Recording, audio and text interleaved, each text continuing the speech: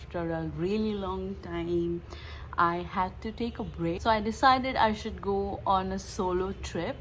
I'm gonna share all the details, especially for women, what you need, and also men, what you need to carry, what you need to do, and what happened in the trip, how it went, all of the details. Okay, so let's begin. The first thing I did was I was super scared to go on a solo trip, which even though I always wanted to go, but that's because I've never traveled anywhere alone. I always had at least one person along with me, and this time it was just like I want to go, but I'm too scared to go. But I started watching a lot of YouTube videos and vlogs where women have traveled alone to Bali, and eventually, after talking to some of my female friends who have traveled alone, and my mom, I got a lot of boost to just go ahead and book the ticket. And then I just booked my tickets.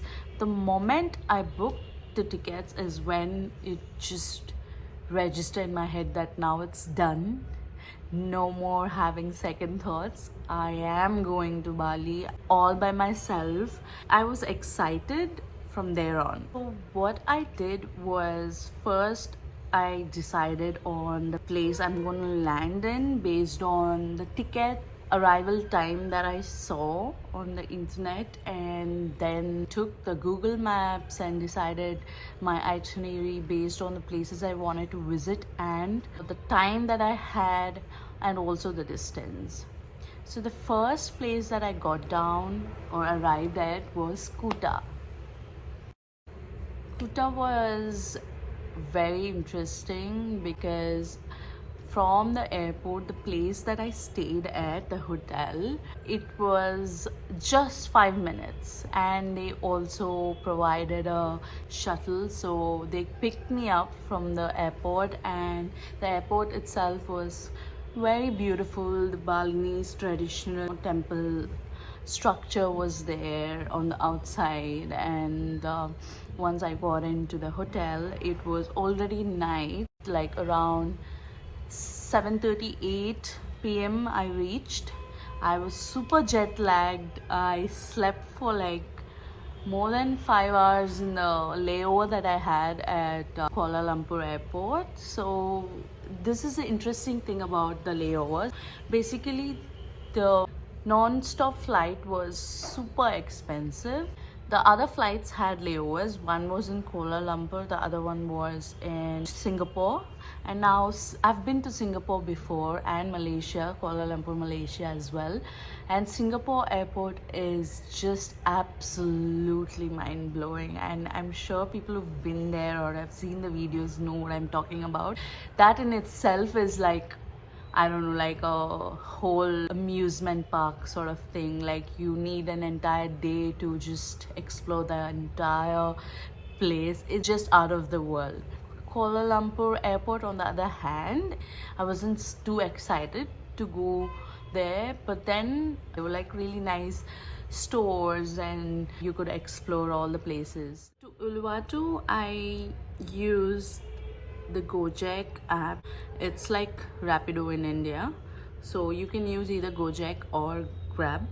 I left to Uluwatu and I stayed in this beautiful hostel because I wanted to have an experience of how it is to stay in hostels, and also to socialize and make new friends, which I eventually did. Uluwatu, there are like a lot of things that you can see. The famous one is basically the fire dance in Uluwatu temple. You can go for like a tour there. You can go to the beaches, you can go to the beach bars and clubs. I went to this hilltop luxury beach bar that I always wanted to visit, and I'm so glad I did that.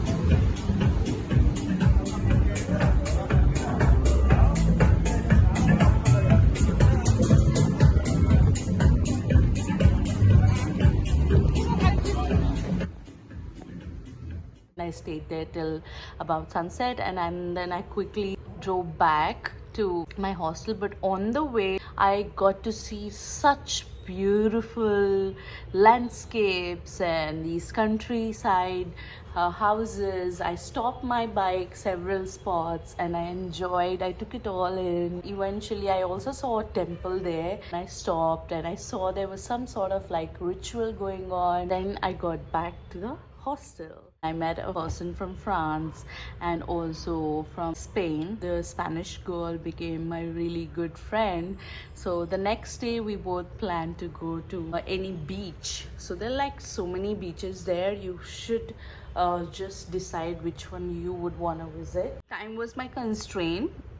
I just could go to one beach, so I chose to go to Melasti beach. This beautiful beach, it was just straight out of the dream.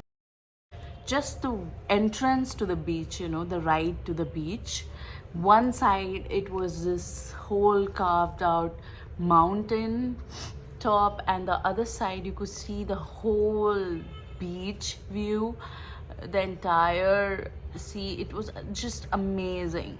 It was something that I will always carry with me. It was spectacular. I was in awe. Like, the beauty of it was just one of the best. And both of us got into our swimwear, just ran into the water. We clicked pictures, and after a while the water just went still, just absolutely still, no waves at all. So what I did was I started looking for shells. As a memory, I collect shells and corals and pebbles, etc. After that I left to Ubud. The rest of the journey from Ubud to all the other places will be discussed on my part 2 video. But before that, please subscribe to my channel. What are you waiting for? So once you are done subscribing, quickly go watch the next video. And if you guys have any queries, you can leave them in the comment section below or on my Instagram page. So see you guys on the second video.